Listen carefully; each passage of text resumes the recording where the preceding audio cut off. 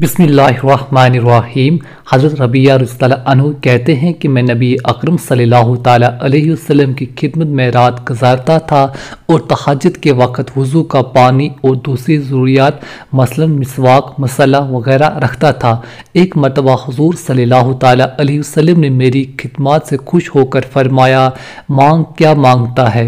उन्होंने अर्ज़ किया, या रसूलल्लाह सल्लल्लाहु ताला अलैहि वसल्लम, जन्नत में आप सल्लल्लाहु ताला अलैहि वसल्लम की रफ़ाकत। आप सल्लल्लाहु ताला अलैहि वसल्लम ने फरमाया, और कुछ के बस यही चीज़ मतलूब है।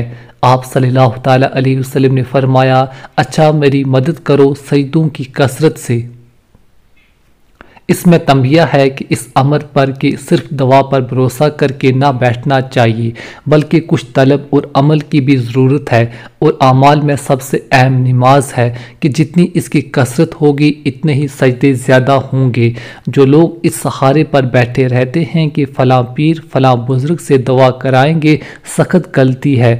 अल्लाह जल्ल शाना ने इस दुनिया को इसबाब के साथ चलाया है। अगर बेइसबाब हर चीज़ पर कुदरत है और कुदरत के अज़ार के वास्ते कभी ऐसा कर भी देते हैं, लेकिन आम आदत यही है कि दुनिया के कारोबार इसबाब से लगा रखे हैं।